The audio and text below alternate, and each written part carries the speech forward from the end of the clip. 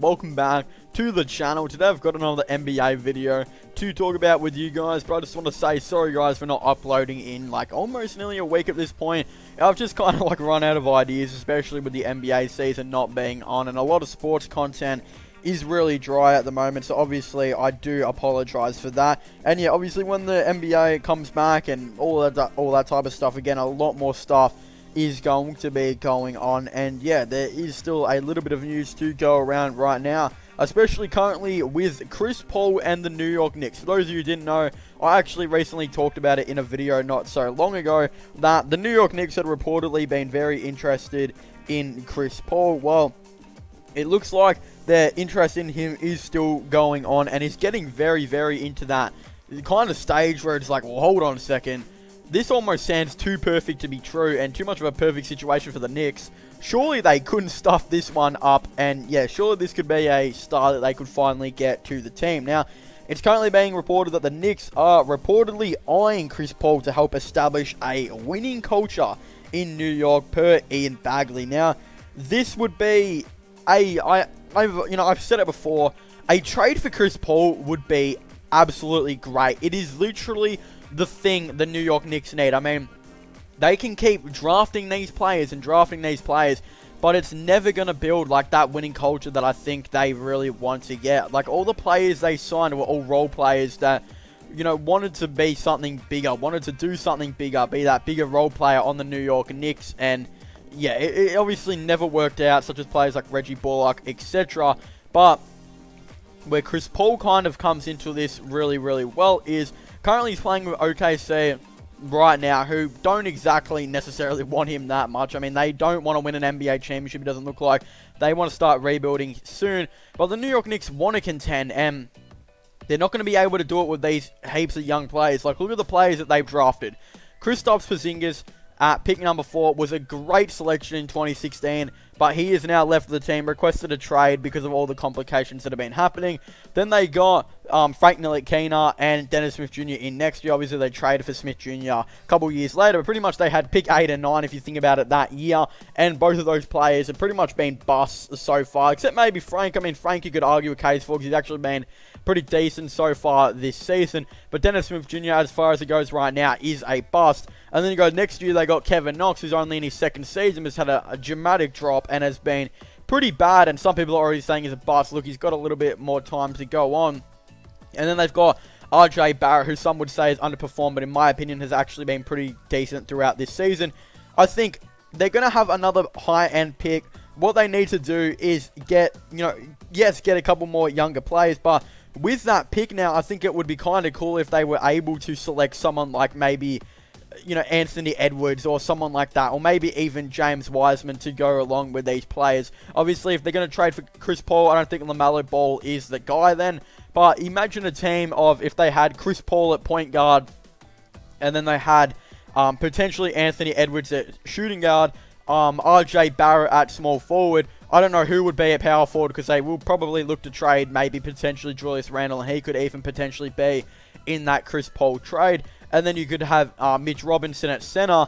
That would be a really, really interesting team, and they could get a decent supporting cast as well on the bench, and there could even be some free agents they could try and target. For example, I think 3 free agents that would be really cool in my opinion to target would potentially be, I would say Danilo Gallinari would be a cool player, and obviously as well DeMar DeRozan. I think those could be 3 players, and imagine if they actually got all 3, including Chris Paul. Imagine if they rocked out of a team. Look, they get maybe, you know, I know Danilo Gallinari wants to win. He wants to be a championship player, so I reckon he would take a pretty interesting pay cut. Instead of getting paid 19, 20 million a season, could actually get paid like, who knows, 15 million a season or something like that. So maybe 5 million off. And DeMar DeRozan, I feel like, is in that same boat, who I don't think is worth a max anymore. They could try and offer DeMar $25 million and get him on New York. They could try and offer Danilo Gallinari $15 million and try and get him on the team. But none of those players are going to come to the team unless Chris Paul comes to the team. And that is an absolute fact. Now, let's just look at this. I believe they would have enough cap. Let's just say maybe they selected James Wiseman in the draft. They were able to get James Wiseman. Imagine a team like this. Chris Paul at point guard.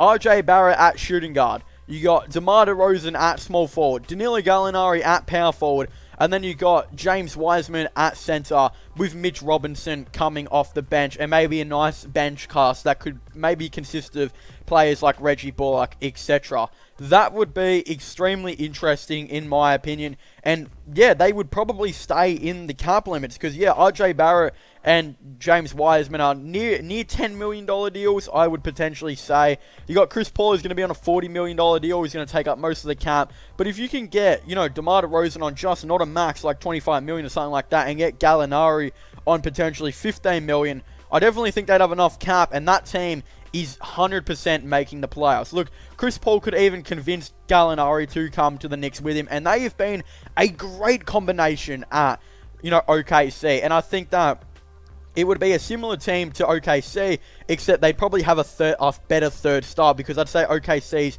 third star is probably Shai Gilgeous-Alexander / Steven Adams. And look, I'm not saying that DeMar DeRozan is necessarily better than Shai Gilgeous-Alexander, as some would probably like to argue that. But right now, I think he probably is just a little bit better, and I think DeMar DeRozan would be a really nice and interesting play for them. Plus, they'd have James Wiseman and a really nice supporting cast of Mitch Robinson, etc. coming off the bench. And if they got that right, coach, I think that would be a really good pairing and something that could potentially happen.